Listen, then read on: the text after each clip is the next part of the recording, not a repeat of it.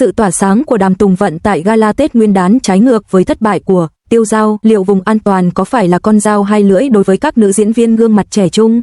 Lần xuất hiện đầu tiên của Đàm Tùng Vận tại gala Tết Nguyên đán đã gây sốt trên mạng với câu nói tiếng địa phương Tứ Xuyên chuẩn xác, nhưng bộ phim truyền hình mới Tiêu Dao của cô lại vấp phải chỉ trích về giọng nói và tuổi tác.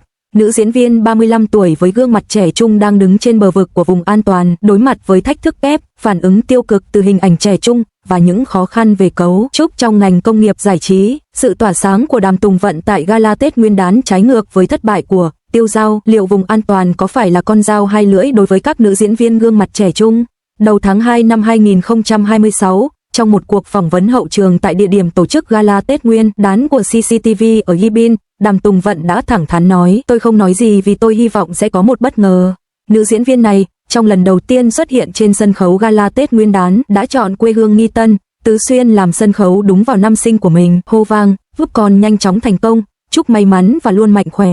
Bằng giọng địa phương Tứ Xuyên chuẩn xác, ngay lập tức gây sốt trên toàn mạng. Ai ngờ cô gái trẻ này lại giữ bí mật với gia đình, chỉ để bố mẹ cô sờ trước màn hình TV trong 3 giây rồi hét lên vì vui sướng. Cô ấy không hề thông báo hay tiết lộ trước, chỉ nói: "Tôi không nói gì vì muốn tạo bất ngờ." Dựa trên những cuộc phỏng vấn đáng tin cậy, tính cách kín đáo và khiêm tốn của cô ấy khiến việc giữ bí mật này dường như là một sự phản kháng nhẹ nhàng chống lại phong cách vô trương, lạc hậu.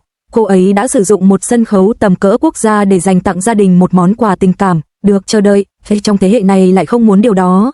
Thuật toán đã trực tiếp đưa cô ấy vào hai luồng lưu lượng truy cập, tình cảm gia đình cộng bất ngờ, khiến chủ đề này luôn được ưa chuộng. Nhưng ai có thể ngờ rằng cô ấy lại bị chỉ trích gay gắt và bị gán mác kẻ lợi dụng phim truyền hình chỉ trong nháy mắt. Lần này, nguyên nhân chính là việc cô lồng tiếng cho bộ phim truyền hình mới sao Tiêu Dao sao, cùng với gương mặt trẻ trung quen thuộc, ngay lập tức khiến khán giả nhớ đến cảnh gừng trong Sao với em sao và Lý Kiên Kiếm trong Sao Tiến Lên Sao. Tại sao cách tiếp cận gần gũi của chương trình gala Tết Nguyên đán lại giành chiến thắng?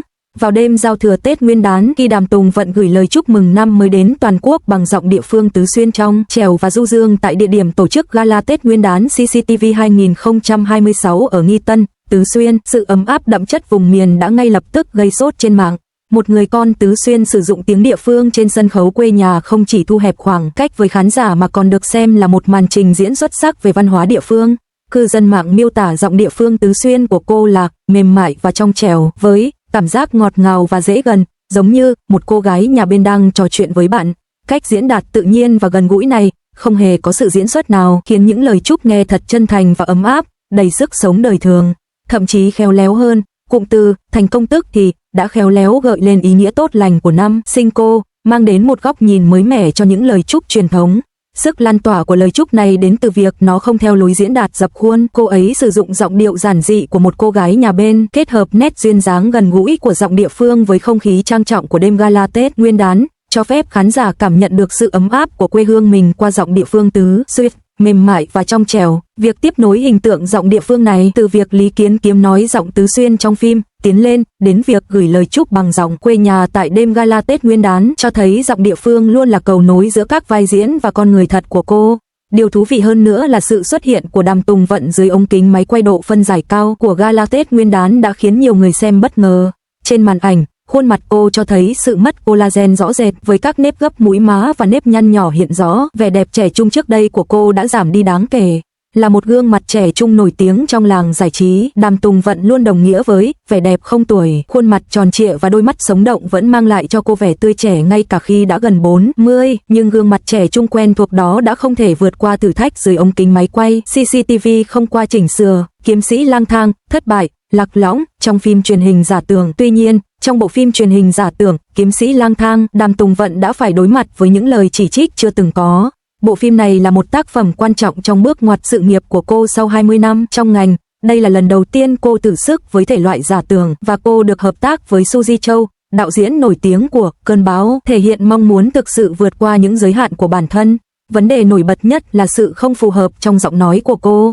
Một số khán giả cảm thấy giọng nói có phần hiện đại của cô không phù hợp với thể loại giả tưởng, chỉ trích các cảnh hành động và lời thoại của cô là yếu và thiếu hơi thở, thiếu cảm xúc. Giọng nói của cô đặc biệt không phù hợp khi vào vai nữ chính, Tiêu Dao.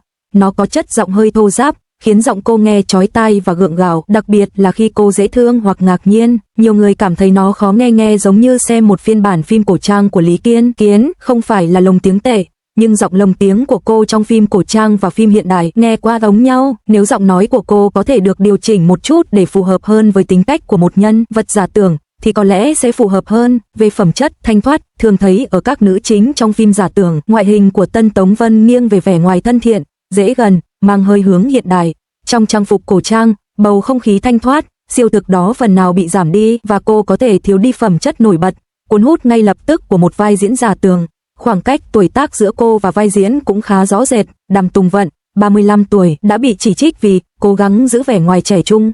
Mặc dù khuôn mặt tròn trịa mang lại cho cô vẻ ngoài trẻ trung, nhưng phong thái trưởng thành của cô lại không phù hợp với nhân vật cô gái trẻ.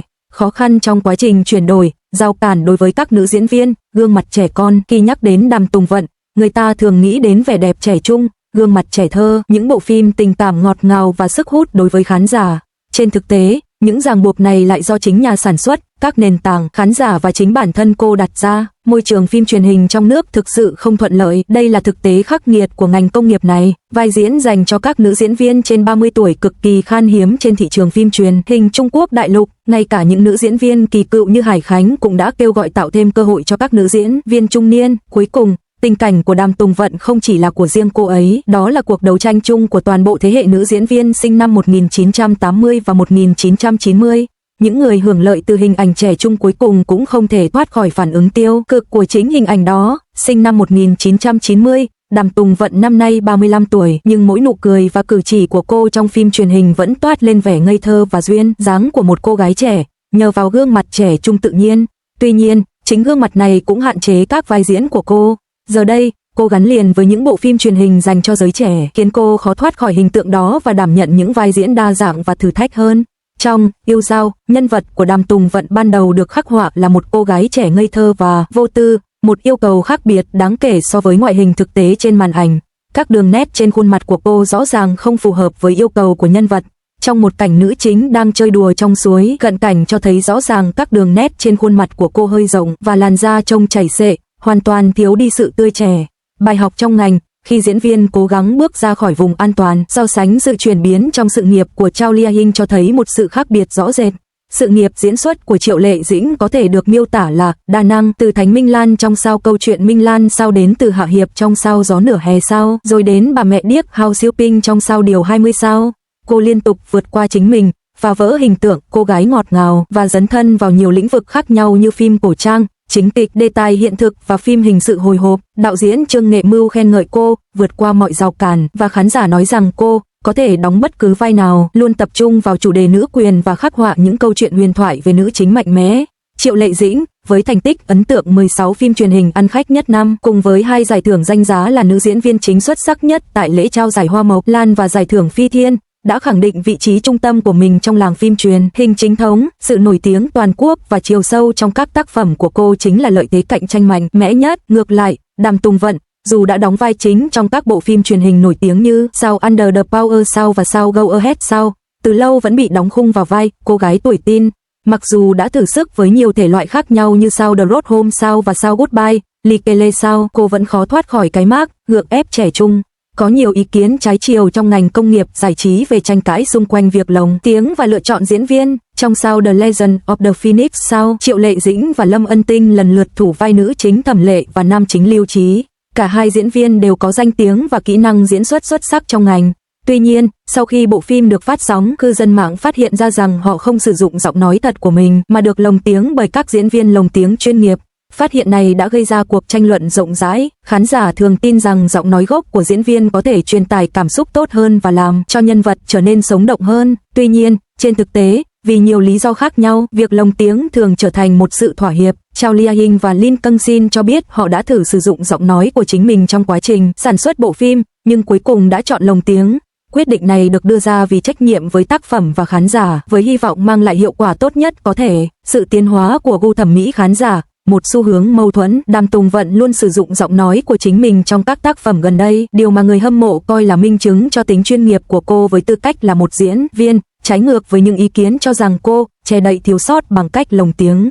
Các nhà phê bình cho rằng giọng nói nhẹ nhàng, dịu dàng của cô phù hợp hơn với phim truyền hình hiện đại, trong khi phim truyền hình giả tưởng cần một chất giọng mạnh mẽ, sâu lắng hơn, phản ánh sự khác biệt của thị trường về gu thẩm mỹ đối với giọng nói dập khuôn trong phim cổ trang, những người trong ngành ca ngợi khả năng diễn đạt thoại của cô là thực sự điêu luyện, những khoảng dừng và ngữ điệu chính xác, chẳng hạn như những chuyển biến cảm xúc tự nhiên trong cảnh Sợi chỉ đỏ hôn nhân. Trong phim Sao Tiêu Dao Sao, tại lễ trao giải Kim Ưng, He Ji-hong khẳng định khả năng dễ dàng xử lý nhiều độ tuổi khác nhau của cô. Trong phim Sao Ly Kê Lê Sao, cô đã thể hiện chiều sâu diễn xuất qua những cảnh khóc đầy tinh tế, khắc họa tình cảm sâu đậm giữa cha và con gái. Cư dân mạng bình luận, Đàm Tùng Vận không cần tài năng, mà cần một vai diễn đột phá.